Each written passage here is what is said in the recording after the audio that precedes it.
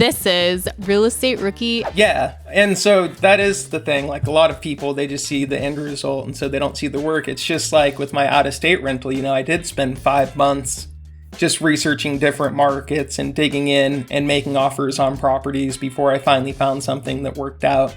And, when we started looking at the Airbnb, it was about a year from the time we started looking at them to when we finally got it on our property and all set up and stuff. My name is Ashley Kerr, and I'm here with my co-host, Tony Robinson. And welcome to the Real Estate Rookie Podcast, where every week, twice a week, we bring you the inspiration, information, and stories you need to hear to kickstart your investing journey. And we oftentimes like to start the podcast with some reviews from folks in our rookie audience. And today's review comes from Ashley Nichols. And she says, to give this podcast less than a 5-star review is pure insanity. I appreciate that enthusiasm, Ashley. Ashley says, I've listened to every single episode and every single one is full of so many gems. Tony and Ashley are literally out here giving out free game and changing people's lives. If you're a rookie investor, the information they're exposing you to is exactly what you need to help master your mindset and take action to achieve your real estate investing goals. Ashley, we appreciate you for the kind words. And if you are listening and you haven't left us an honest rating review on whatever platform it is you're listening to, do it right now. The more reviews we get, the more folks we reach. The more folks we reach, the more folks we can help. And that's our goal here. Isn't that right, Ashley Kerr? We want to help people, right? And Tony, you are so ethical by saying an honest review when I say a 5-star 5-star review. 5 stars, you don't leave one.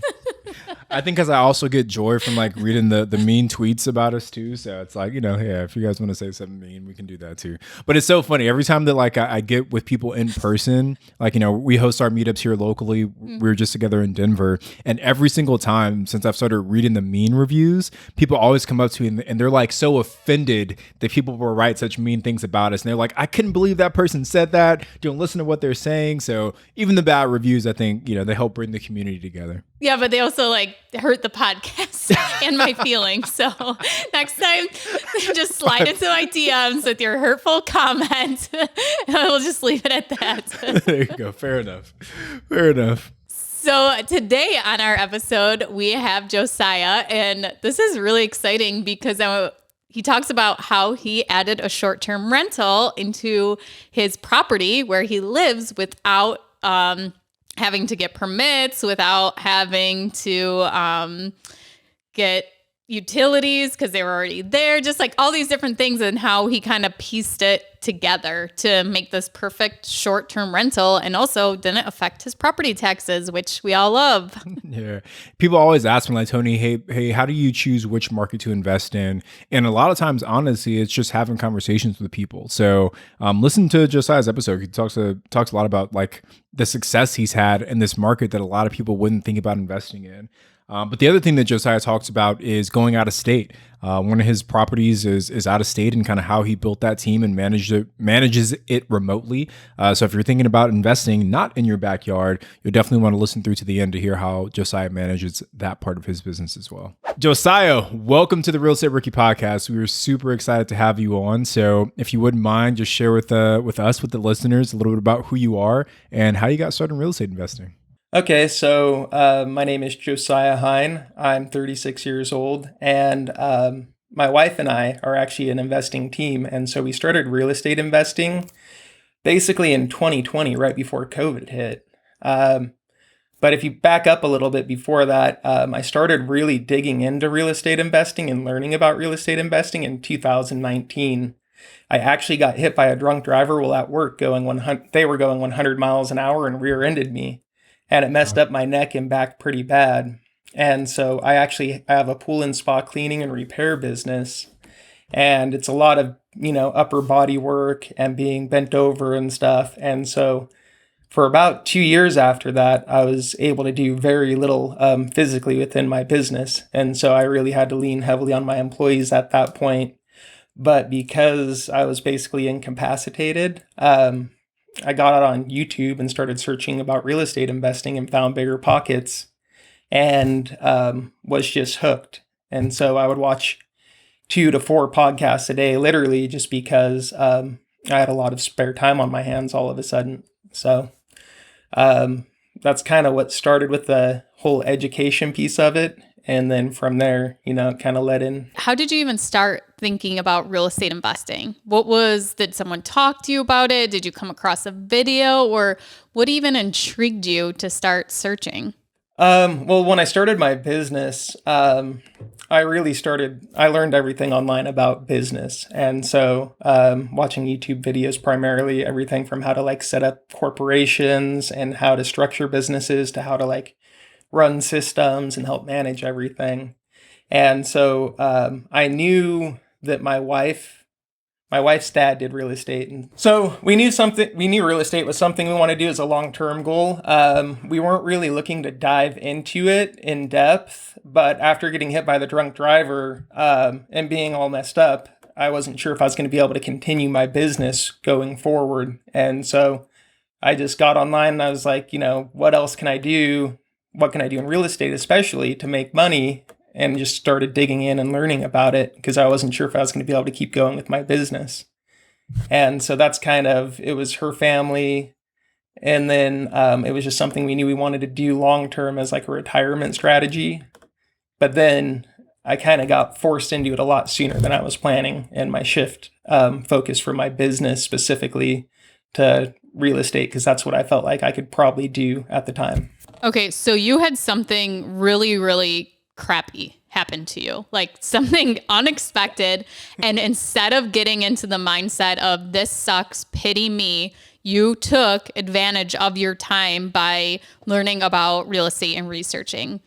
That right there just kind of shows the type of person you are, that mindset, because it would be so easy to feel sorry for yourself and that my life sucks. But instead you took that horrible thing and you somehow found one little tiny piece of advantage, is that now you had time to research and watch those YouTube videos. And that is awesome that you did that, because I'm sure that was not easy to do, to get into a mindset of like, okay, I have to figure something else out. I have to do this. And to have that kind of endurance is really awesome. Yeah, and Ash, it kind of reminds me of AJ Osborne's story, right? Mm-hmm. Where it's like this really debilitating or discouraging thing happens, and like you said, they use that additional time and just like that epiphany to say, hey, like real estate is the thing that I really want to invest in to be able to provide for my family in case I'm ever not able to myself. So we all have those moments, Josiah, and I'm glad that moment turned out to be a positive one for you in the long run. Yeah, thank you. I really appreciate that. And I mean, I have a wife and 3 kids now, but at the time I had 2 kids. And when I got hit, it was just a week after my second daughter was born. And so, I mean, yeah, it was traumatic, but I walked away from it. Thank God. I was happy about that. But I was like, I need to keep, making money for my family and keep pushing forward if, we want to be okay. My wife was working and stuff as well. But I really need to feel like I'm bringing value, to the family and stuff and to our relationship. And I've always just been someone who's really driven and motivated to keep going and going and going. And so it's hard for me to just stop and, give up or not do anything. It's just not really in my DNA or who I am, I guess. So, yeah. Josiah, can I ask one follow-up question? You said you started investing in 2020, so this is like in the middle of COVID. I think there was a lot of uncertainty in the world in general, but it's especially around like just making big investments. Were you at all concerned about investing during such uncertain times? And if so, how did you kind of work past that fear and uncertainty? So that's a good question. So basically it was February 2020 when we started. So right before COVID hit. And it definitely was a big fear. Like, wasn't sure, if it was going to derail everything we were working on. But we had already started, and we started by buying a new house for our family to live in. Our family was growing. Our first house that we bought together, my wife and I, was getting a little cramped and stuff, and I was starting to feel a little anxious.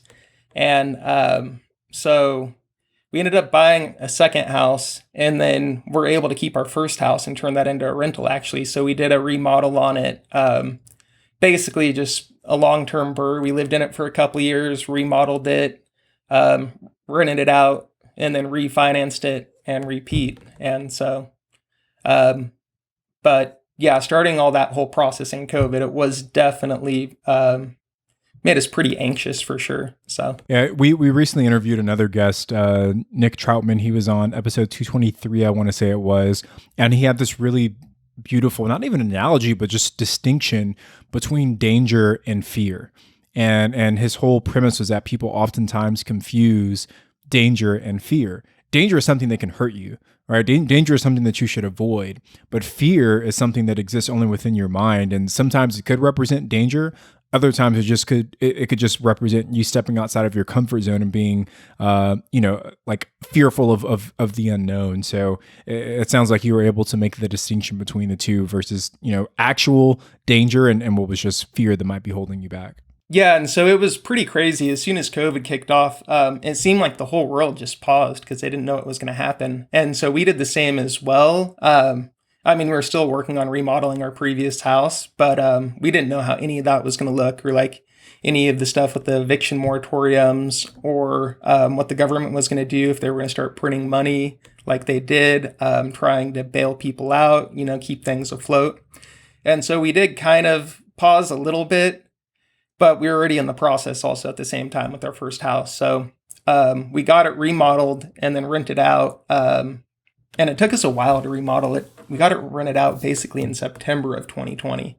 And so we were full in on COVID then, and like the rent moratoriums were getting put in place already. And the main thing was we just made sure that we really vetted our prospective tenants and stuff, and went through and checked that they were paying rent, taking care of the places they were in, and, had a good credit score still, and was just staying on top of everything. And so basically just really the core fundamentals of real estate. And so anyway, that was our first place. We got it rented out almost immediately. We live in Southern Oregon, and so it's a really hot market. Pretty much anywhere on the West Coast is right now. Yeah. And so had lots of applications and stuff. Got it rented out, and then kind of did some work around our own house, meandered for a bit, and then finally got to the point where we could do that cash out refinance to pull our equity back out of it. Mm-hmm. And so we got to that point in the spring of 2021. And we were basically able to pull out $60,000 to go towards our next deal. Wow. $60,000. That, yeah. You say that so casually, Josiah, but that's a big number, man. That is like the ultimate goal for every new investor, especially the ones that want to use the BRRRR strategy, is to be able to buy a property, put some love and a little bit of money, time, and effort into it, and then get back the majority, if not all, of what you put into it. So, but before we keep going, Josiah, if you can, just kind of set the table for us. How big is your portfolio with your wife today, and what markets are you guys invested in? So it's actually pretty small still. We've only done 3 deals so far. And so we started with our single family home that we lived in, and then did a BRRRR, pulled out the $60,000. And then we also did a HELOC on our house because we remodeled it and then refinanced it.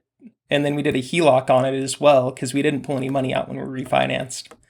We wanted to keep, something that was easier to stay liquid with, so we could keep using that money in the future to invest with. And so we did a $60,000 HELOC as well. And then pretty much other than the refinance stuff in 2021, that was all we did. I did start searching in September for our next deal.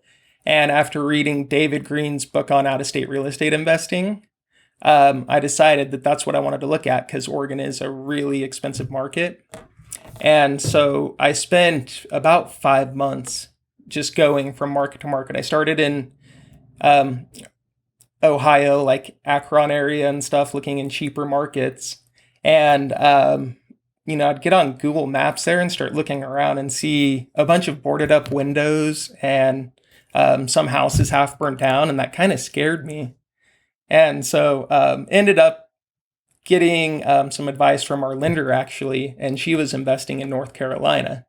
And so I started looking in North Carolina after that, reached out, got on BiggerPockets, found a property management company and a realtor, reached out to them, started looking around, and that market was just so crazy and such a hot market that we made multiple offers, couldn't get anything locked up. and I was looking there for months. And so it was getting around Christmas time or just before Christmas. And my mom was telling me that I should look around Tulsa, Oklahoma, because they just moved there a couple of years ago. And she's like, oh, it's a good market. It's seeing good growth, and the property prices are pretty affordable. And so switched to my third market, Tulsa, Oklahoma. And again, I got on biggerpockets.com and I searched property management companies in Tulsa, and I found this amazing one. And they had like a 4.7 star review on Google and like 300 or 400 reviews that were, so lots of reviews to say that they were actually a good company. And so I got online on Zillow and just started looking for deals and stuff and going through, and it was before I even reached out to the property management company. And then I found our 2-bedroom, 1.5 bath that we ended up purchasing there. And so we bought that there, and it was actually being listed by the property management company that I wanted to use. And it had been recently remodeled by them, and had a long-term tenant that was placed in 6 months before that was on a 2-year lease. And so I called them up. The manager of the property management company that was also a listing agent answered right away. And I just expressed to him, hey, I want to look at purchasing this property. And I told him I wanted to continue working with the property management company and, use him for the transaction for both me and the seller.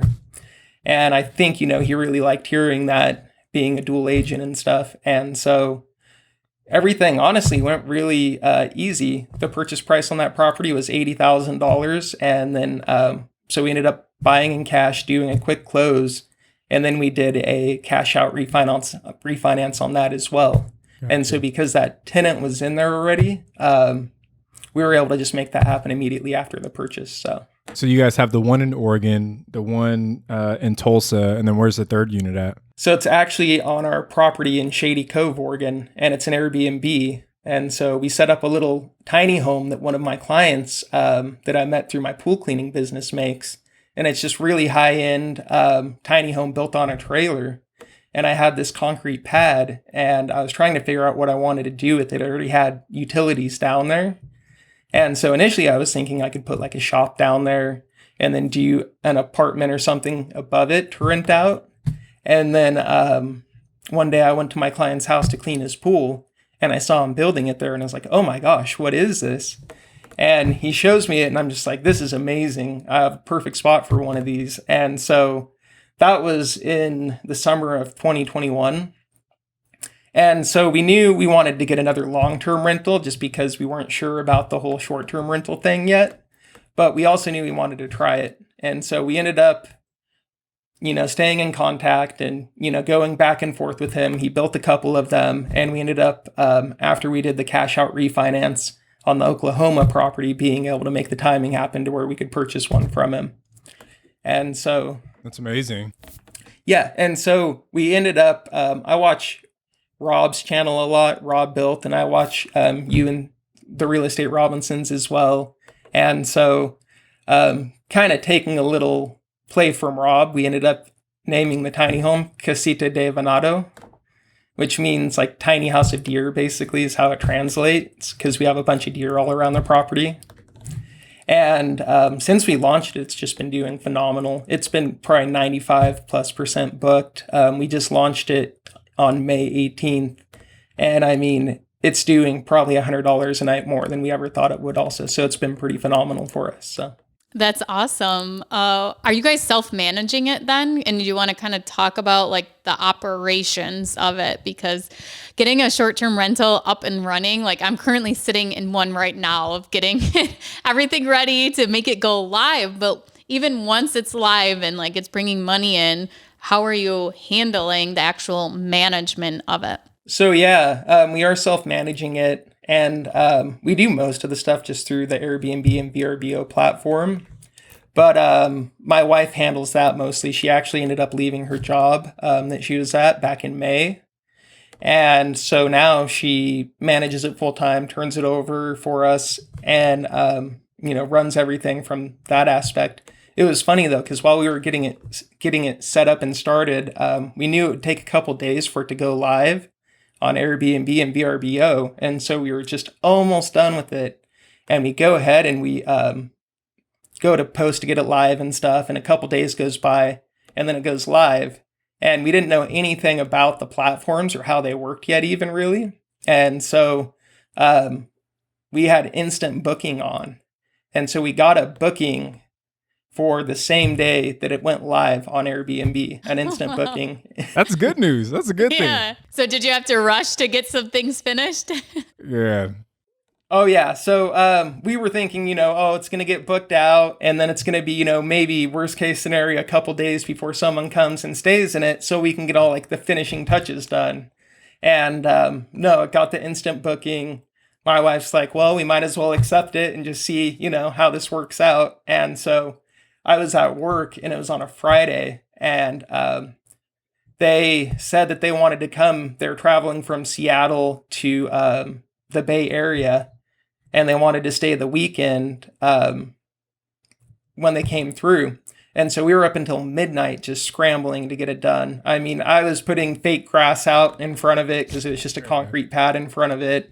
And, doing the final cleanup stuff. And yeah, I mean, Josiah, like these are the stories that you don't usually hear. People see the Instagram flex of people, hey, I got the keys for my first, but they don't see the staying up till midnight, laying down some grass for your guests. They don't see you recording podcasts in your new Airbnb unit because you got to stay there to get it set up, or they don't see you, renting a U-Haul and driving all the furniture and everything from your house to your Airbnb and staying there for 3 days. So it's easy to glamorize the idea of becoming an Airbnb host or a real estate investor in general, but there's so much hard work that goes into it as well. So I'm glad you shared that battle story with us. Yeah. And so that is the thing. Like a lot of people, they just see the end result and so they don't see the work. It's just like with my out-of-state rental, I did spend 5 months just researching different markets and digging in and making offers on properties before I finally found something that worked out. And, when we started looking at the Airbnb, I mean, it was about a year from the time we started looking at them to when we finally got it on our property and all set up and stuff. And, with our first house that we remodeled even, I did a lot of that myself with a messed up neck and back after getting hit by the drunk driver. And, I demoed out all the old carpet and stuff and was repainting the house on the inside. And it was really hard. And that's why it took so long. It took, I think, 4 months to get the whole thing done, start to finish. And it was because I didn't have the money to, just pay someone to get it done for me. And I was having to grind out and do it on my own, even though I was injured, and it's like, there's always struggles and stuff that, people go through. And especially as real estate investors, people don't see all the struggles. And it's just the main thing you got to do is just keep going and keep on grinding and never give up. And so what was it like for you, Josiah, when you went from doing all that work into your first property to doing an out-of-state property where you did no work for it? How did that kind of feel? Was it like almost like you've lost control as you're not doing it anymore? Or was it like, this is amazing, I never want to rehab a property again? So I actually really did like the out-of-state investing, and I do want to continue doing the out-of-state investing in long-term rentals in the future just because it is so passive. But it was a lot on my phone and a lot of communication back and forth with the realtor and the lenders and stuff. And even because the property has an HOA in Oklahoma, and they take care of the outside. And so the inside was completely remodeled, but the outside really needed some repairs done and completely repainted. And so when we were in the process of doing the refinance on the Oklahoma property, I was actually involved with trying to help manage the HOA company or the people doing the remodel from the HOA, keep them going and on their toes. And so was the property manager. So it wasn't completely hands off in that sense. But ever since we did get it up and running, it's just been cash flowing good for us and super smooth. And so, I definitely enjoy that aspect of it. And so want to continue that. But also, the cash flow of short-term rentals is just phenomenal. And so I think the goal is to just keep the short-term rentals building for now. And then maybe in a couple of years, do some multifamily that's out of state. That's awesome. With your short-term rental, the one behind your house there, the tiny home. So how does that affect your property taxes? Since it is mobile, does it not count into the assessment on your property taxes at all? That's something I've always wondered about. Yeah, so the tiny home is actually built and certified as an RV. And so I plug it right into an RV outlet, and it's got the same hookups for sewage. And yeah, because of that, it's just an RV trailer essentially. And so it is kind of on the line in like a gray area as far as codes go and stuff. But as long as no one's staying in it more than 2 weeks, then it's not really considered a rental. And so it works out really well because of that. But there wasn't any like heavy permitting to do. It is allowed within the county. And I mean, it was really easy for the most part to get it all done. So, Josiah, one follow-up question on the tiny home piece. So, like how I know you said it's been booked like 95% of the time, but are you getting a lot of people that are like coming to actually visit that area, or is it more so people like you mentioned that are like road tripping from one part of the country down, and you're just like a stop in the middle? Have you noticed a trend there? Because we're so new with it, I couldn't really. I mean, yeah. It's been a mix of both, actually, a pretty decent mix of people traveling from Northern California to like the Bend area. That's a big vacation area. And then also just up and down the I-5 corridor. And so, but we're also we're exactly an hour from Crater Lake National Park. And so it's the deepest lake in the world. And it's absolutely beautiful park. It's up on top of a volcano. An inactive volcano that erupted, I think, almost 250,000 years ago. And then this area has tons of lakes. We're a quarter mile from a boat ramp for a river that is huge for rafting and stuff in the summer, and tons of waterfalls and hiking areas as well. It's really just an ideal Pacific Northwest area. So Crater Lake, I've actually never heard of Crater Lake before, so I'm gonna look into that. Who knows? Maybe we'll be neighbors here in the future. I'm always looking for that next market to invest in. So Josiah, I mean, first, congratulations to you and your wife on the success you guys have had. That's awesome. But I want to talk a little bit about the funding aspect of these units that you've purchased. How, like what are you guys doing to be able to afford all of these properties? And you purchased 3 properties in about 2 years. Is it all money that you guys have saved up, or you guys partnered with other investors? Just walk us through what that journey has been like. Okay, so yeah, from this point, previously, I mean, up to this point, it's just been my wife and I. And I've had my pool cleaning business, and that's done really well. I started that in 2016, and it pretty much just exploded. There's a ton of pools in this area, a ton of demand. And then my wife did accounting, actually. Well, she was a bookkeeper out of school for about 5 years, and then she worked for a payroll company for another 5 years. And so, when we're doing all these deals and taking things down, she's been imperative, because I am terrible on computers and at paperwork and keeping stuff organized and stuff. And so she's the backbone there with sending emails back and forth to the lender and stuff. And I'm the one that, finds the deals and kind of tries to manage them and get them across the finish line in that sense. But yeah, we've done it just working regular jobs as regular people. And we haven't, like I said, we did the cash out refinance on our first house and then the HELOC on our personal home. And so other than buying our first house and our second house, just using conventional financing, we've used, some fundamentals of real estate to get the rest of our cash. So, and then moving forward, though, I mean, we did spend all of our money on the tiny home and stuff, and that's been going great. But I do think we're going to try to partner with people. Can we just for the tiny home? So, like, did you use like your cash from your HELOC to fund that construction, or did you get some kind of construction loan to fund that project? Okay, so yeah, we did all cash with that, and so it was $76,000 for the tiny home, and then all in we're about $100,000 on it. And because we had some unexpected paving for the driveway, it was too steep for cars to get in and out of. And then we did a deck, and that was more a Trex deck. That was more expensive than we thought as well. Both of those things were about $6,000 each. And then we did a hot tub and a gazebo and a fire table and stuff. And so that's all on the deck at the end of the tiny home, and it's all underneath the gazebo. So, and then you actually, where it's at, my property is shaped like an L, and it's only an acre, but you have your own private hillside where the tiny home's at. And so because of that, it makes it really, private. You're looking at mountaintops and treetops and stuff when you're sitting either at the fire table or in the hot tub. And it really just gives you a feel that there's no one else around, even though there are, a couple houses 100 yards behind you and then a couple 100 yards down the hill in front of you and stuff.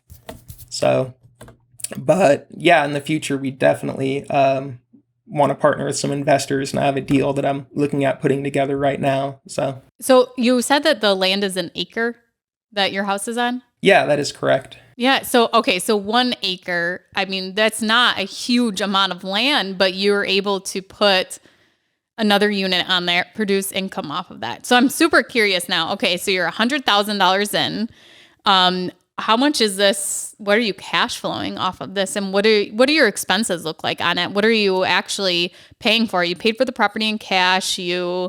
Are your utilities, are they separately metered, or do they connect to your house utilities on the same meter? So you don't really know how much is exactly going to that unit. Yeah. So the gross on that property right now on the tiny home is about $6,000 a month. It's great. That's fantastic, Josiah. Yeah. For $100,000, I mean, that's great. Yeah, it's pretty phenomenal. When I was running the numbers for it, I was estimating, I was being really conservative, but I was thinking it would do at least $3,000 a month, which would still be a way better cash on cash return than anything else we did.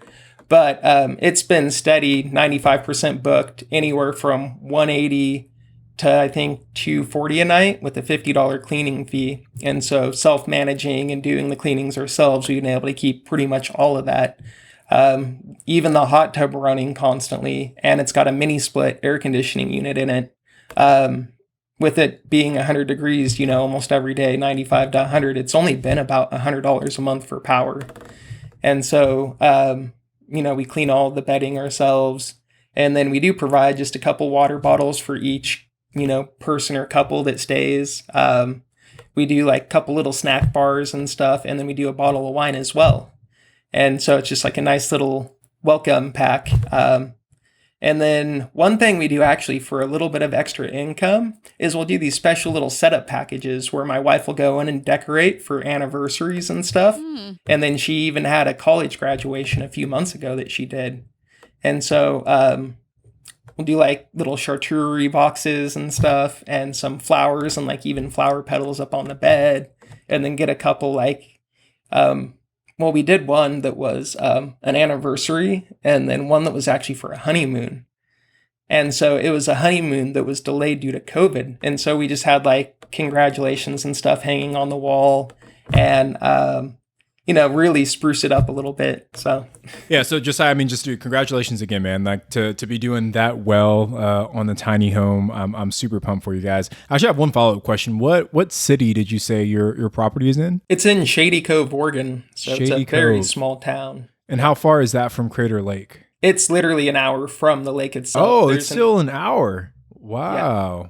That's amazing. So to be that far from like the main attraction, but still gather that much interest and demand to do, $6,000 a month on a tiny home is super, super impressive. I guess one last question for you. Do you know in that area, is there a limit to how many short-term rentals you can have on your property? Because you've got some land. You could probably slap on a few more tiny homes with the acreage that you have, right? Yeah. And so I can't because it's a hillside and it's pretty rough. It's a lot of river rock and stuff being right up above the river. And so it would just be hard to keep it such a good experience, for the customers of the tiny home right now. Yeah. If you have multiple just units on it, I feel part of the thing that people really enjoy is just how secluded it feels and how private it feels. Yeah. And so I don't really want to take away from that. As far as being by Crater Lake National Park, so there's not much else any closer. It's a lot of national forests and stuff around it. And so there's only one even smaller town that's closer to it. And there's probably only a handful of short-term rentals there. And so this is a pretty prime spot to be for that. And but from a permitting perspective, like for example, in Joshua Tree, we can only put 2 short-term rentals per parcel. Are you limited in that same way near Crater Lake? So yeah, Shady Cove. Yeah, there is a law. And so the way I did it on the RV pad, you can't have multiple RV pads and RVs on your property in Shady Cove. And so, but there is no law saying like how many short-term rentals you can actually have. Mm-hmm. And so they're pretty relaxed. Shady Cove is primarily a tourist town, especially in the summer. And so that's where most of its revenue comes from, is just people traveling in the spring, summer, and fall. Interesting. I'm sold. You sold me, Josiah. I'm going to Shady Cove. I'm writing it down. I'm booking my flight. He just booked your Airbnb. There we go. Do it. Yeah. So I want to move on to our next segment, Josiah, which is our rookie request line. So for those of you that are listening, if you guys would like to get your questions featured on the show, give us a call at 888-5-ROOKIE, and we just might use your question on the show. So Josiah, are you ready for today's question? Yeah, I'll do my best. All right. So here's today's question from Corey. Hey guys, my name is Corey Robinson. Just had a quick question for you guys. I was thinking about the turnkey rental route, but have you guys ever thought about doing turnkey rentals and using those rentals as like short-term rentals for either travel nurse rentals or Airbnb? I'd just like to know your thoughts on that. You know, if you guys think it's a good route to go, or if you think it's not a good route to go. Thank you. Appreciate you guys. Later. I think that's a great route to go, honestly. It's not something I've looked at a whole lot specifically with the travel nurses. I do know that's a huge industry, though. And a lot of people in my area that do the travel nurse short-term rentals, it'll often be, they'll be making like 25% more income off their property.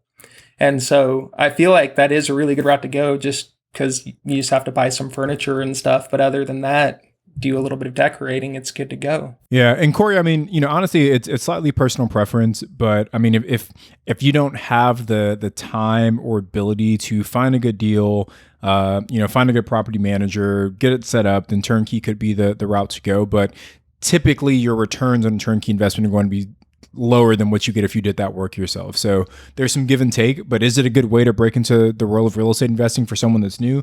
Absolutely. I think you just got to ask yourself if it's worth it or not. So thank you for that awesome advice, Josiah. I want to move on to our next segment, which is the rookie exam.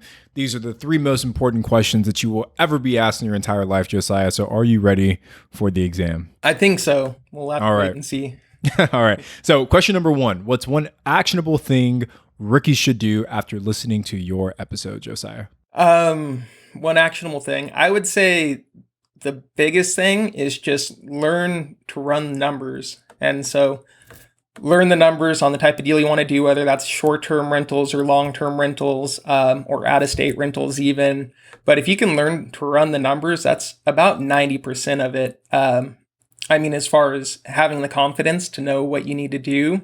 And that's what's helped me so much. I've learned to run the numbers in different scenarios. And because of that, it's given me the confidence to just keep moving forward, even through, uncertainty and the pandemic and stuff like that. And, if you can do that, that's number 1 that's going to help you just get started in your career for real estate. Josiah, what is one tool, software, app, or system in your business that you use? So one that I use a lot to actually help me run the numbers is a rental calculator, and it is a long-term rental calculator. You could use it for short-term as well. And it's called CDS Rental Calculator. It was actually developed by Chandler David Smith, who was on the main Bigger Pockets podcast, I think about a year ago.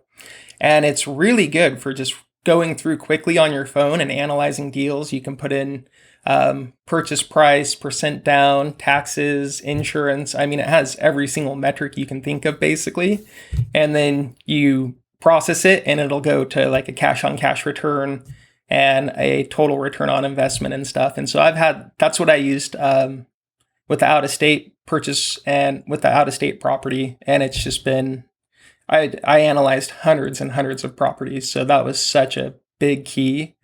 And then when I go into the long term, like once I find a deal that looks like it's going to make sense, then I'll get on Bigger Pockets and use the Bigger Pockets calculator for a more in-depth analysis. So Awesome. That's great advice. Yeah. Obviously, we love the Bigger Pockets calculators as well, but I've heard good things about Chandler David Smith as well. So awesome. Last question, Josiah. Where do you plan on being in 5 years? In 5 years, hopefully on a beach somewhere, just taking it easy. No, seriously though, in 5 years, I'm hoping to be able to spend a lot more time with my family and have a good portfolio of both short-term and long-term rentals. And so, like I said earlier, I would like to grow the short-term rental side of things pretty quick because it is so scalable, and get the income up pretty quick, but then invest in multifamily out of state and do that using both partners and maybe even some private investors along the way. So the ultimate goal would get to about $20,000 per month income from our real estate investments. And then at that point, I feel like we could comfortably just do real estate full time and not have to worry about much else. I would want to keep doing deals and growing and stuff, but not feel like I have to push myself as hard as I can, basically, to keep going. I mean, just so you've already had success with your pool cleaning business. So you're a smart, savvy business person. So I'm sure you'll be able to take a lot of those skills that you learned in that business and apply it to your real estate deal as well. So 5 years from now, you'll be on the real estate podcast with Rob and David talking about all the great things you've done, man. So we appreciate you asking those or answering those questions for us. And just a heads up, you passed the exam. Your answers were phenomenal. So you're in our good books, man. So before we wrap up, I just want to highlight our Rookie Rockstar for this week. So this week's Rookie Rockstar is Andrew Reese, and Andrew says, "Today, my fiance and I closed on our first real estate deal. 35 days ago, we went under agreement on a 3-family near Boston, but the story doesn't start there. 2 years ago, I lost my job and I literally couldn't afford my own rent. Now I'm engaged, have a great job, and achieved my goal of acquiring a 3-family in the town of our choice. I started working with my agent 18 months ago, looking at houses before I came even pre-approved. Then we got squeezed with the rising interest rates, but when this listing went live, we were ready." And Andrew finishes this by saying, "Let this be inspiration to all of you who think it's too difficult to get your first rental in this market. It is possible, and don't lose hope. Don't lose your vision of what you want and your dream of building towards your goals and becoming wealthy." So Andrew, major congratulations to both you and your fiance on taking this amazing first step in building your real estate business. And great advice too, Andrew, at the end there. Josiah, thank you so much for all of your advice and your knowledge that you shared with us today. Can you let everyone know where they can find out some more information about you and reach out to you? Yeah, so I'm just Alpha REI LLC on Instagram, and then we also have Casita de Venado on Instagram. And then outside of that, we're not really too active on any other platforms. And so you can find our tiny home at just, if you search Casita de Venado around Shady Cove, Oregon as well, if you want to book that out. So, well, thank you so much for joining us. I'm Ashley at Wealth from Rentals, and he's Tony at Tony J. Robinson on Instagram. And we'll be back on Saturday with a Rookie Reply.